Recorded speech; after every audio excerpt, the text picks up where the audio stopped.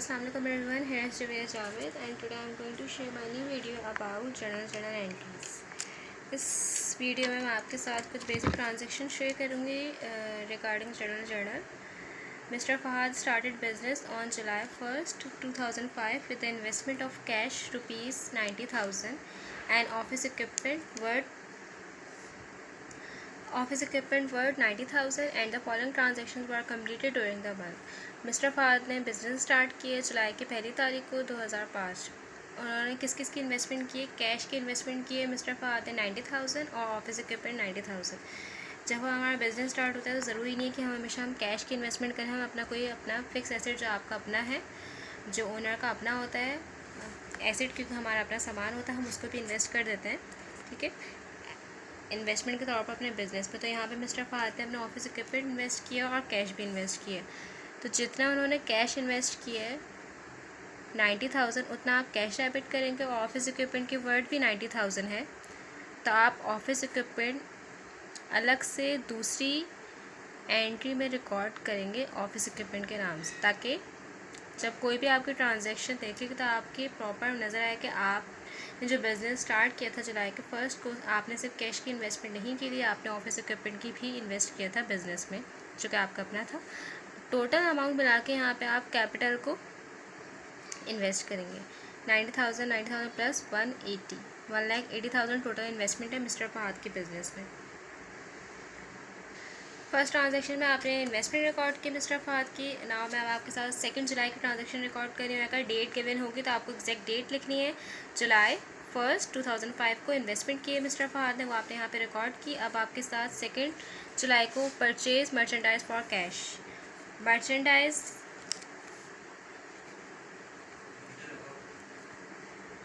Merchandise और goods के लिए आप सिर्फ परचेजेस का, सेल्स का वर्ड ही यूज़ करेंगे. अब चाहे मर्चेंडाइज़ परचेज़ किए हो या सेल आउट किए या गुड्स परचेज़ किए हो सेल आउट किए. यहाँ पे परचेज़ मर्चेंडाइज़ फॉर कैश, तो आपको मर्चेंडाइज़ की परचेजिंग रिकॉर्ड करनी है. तो आप यहाँ पे परचेजेस का वर्ड यूज़ करेंगे, परचेजेस डेबिट. और क्योंकि कैश पे परचेज़ किए तो कैश कम होगा, कैश क्रेडिट होगा. और आपकी अमाउंट है 45,000.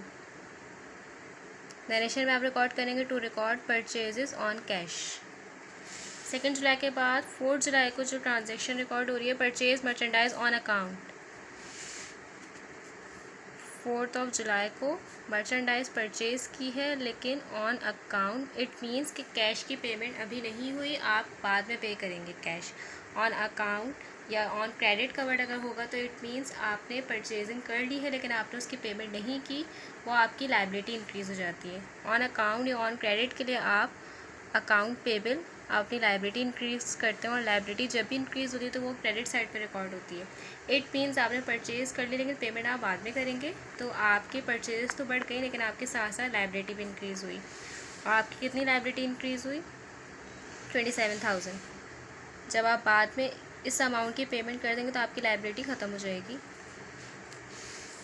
4th के बाद आपने 5th में purchase office supplies for cash. आपने ऑफिस सप्लाइज़ परचेज़ किए कैश पे, तो हम पर्टिकुलर एसेट के लिए उसी का नाम यूज़ करते हैं. हम यहाँ पे परचेजेस का नहीं, हम यहाँ पे ऑफिस सप्लाइज़ का ही नाम यूज़ करेंगे और यहाँ पे कैश कम करेंगे.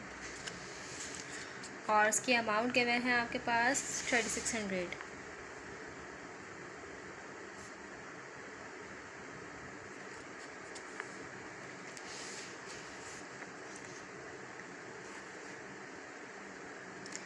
फिर 14 जुलाई परचेज़ फर्नीचर ऑन अकाउंट. यहाँ पे आपने वापस परचेजिंग की है फर्नीचर की, लेकिन उसकी भी आपने अभी तक पेमेंट नहीं की क्योंकि ऑन अकाउंट का वर्ड गिवन है. तो 14 जुलाई को आपने फर्नीचर परचेज़ किया तो फर्नीचर आपके पास डेबिट हो जाएगा, लेकिन क्योंकि आपने अभी तक पेमेंट नहीं की, आप उसकी पेमेंट बाद में करेंगे तो आपकी और लायबिलिटी इंक्रीज़ हो जाएगी. और आपकी अमाउंट है फर्नीचर की 9,000. तो इट मीन्स आपकी फर्नीचर बढ़ रहा है 9,000 का, लेकिन आपके साथ साथ लायबिलिटी भी इंक्रीज़ हो रही है 9,000 की. आफ्टर 14 जुलाई आपके पास 21 जुलाई को जो ट्रांजैक्शन रिकॉर्ड हो रही है, sold merchandise for cash 36,000.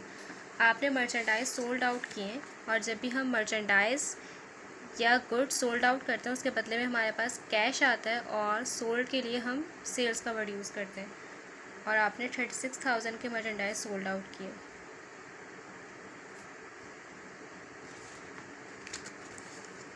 After 21 जुलाई 26 जुलाई को पे टू सप्लायर्स, मतलब जो पेमेंट आपकी पेंडिंग थी, जो पेमेंट आपने अभी तक नहीं की थी, वो पेमेंट आपने अपने सप्लायर्स को कर दी है। और कितनी पेमेंट की आपने? 18,000। तो जब भी आप अपने सप्लायर्स को पेमेंट करेंगे, मतलब उनको पेमेंट करेंगे जिनको आपने पेमेंट नहीं की थी, जो आपकी लायबिलिटी थी, तो आपकी लायबिलिटी ख़त्म हो जाएगी। और जब हमारी लायबिलिटी कम होती है तो वो डेबिट हो जाती है। और जब आप कैश पे करोगे तो कैश आपके पास से कम हो जाएगा। 18,000 की पेमेंट की आपने अपने सप्लायर्स को। सप्लायर्स के लिए हम हमेशा पेबल का वर्ड यूज़ करते हैं, मतलब वो लोग जो हमें चीज़ें सप्लाई करते हैं और उनको हमें पेमेंट करनी होती है। लेकिन कभी कभी हम चीज़ें परचेज़ कर लेते हैं, पेमेंट बाद में करते हैं। तो ये हमारी एक तरह से लायबिलिटी होती है, और अभी लायबिलिटी ख़त्म हो रही है, डिक्रीज़ हो रही है। जब भी लायबिलिटी डिक्रीज़ होती है तो वो डेबिट साइड पर रिकॉर्ड होती है। 28 जुलाई सोल्ड मर्चेंडाइज ऑन अकाउंट। अब आपने कुछ गुड्स बेची हैं।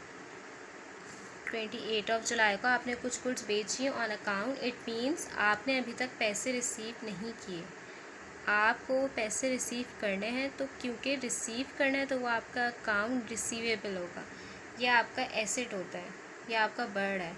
एसेट हमारा जब भी बढ़ता है तो हम उसको डेबिट साइड पे रिकॉर्ड करते हैं।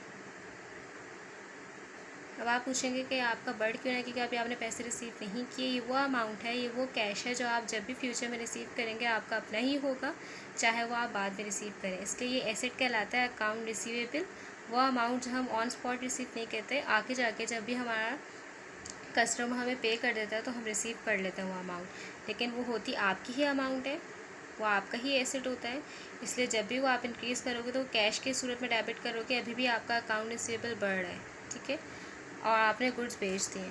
28 जुलाई को 9,000 का आपने गुड्स बेची हैं, लेकिन पेमेंट अभी तक आपने रिसीव नहीं की, बाद में आप रिसीव करेंगे। जब भी आप रिसीव करेंगे वो आपकी ही होंगी, इसलिए वो एसेट कहलाता है। 28 जुलाई के बाद 30 जुलाई पे रेंट फॉर द मंथ 2700। आपने मंथली रेंट जो आप पे करते हैं वो आपने पे किया है 30 जुलाई को। महीने के आखिर में आपने अपने ऑफिस का रेंट पे किया है, तो रेंट हमारा एक्सपेंस होता है, रेंट एक्सपेंस डेबिट। जब भी हमारा एक्सपेंस बढ़ता है तो हम उसको डेबिट साइड पे रिकॉर्ड करते हैं। और क्योंकि आपने कैश पे किया है तो कैश आपके पास से कम हो गया। ये भी मैंने आपके साथ कुछ बहुत बेसिक ट्रांजेक्शन शेयर की। इंशाल्लाह नेक्स्ट वीडियो में आपके साथ और ट्रांजेक्शन शेयर करूँगी ताकि आपका बेसिक जनरल एंट्री का कॉन्सेप्ट क्लियर हो। Thank you so much. अल्लाह हाफ़िज़।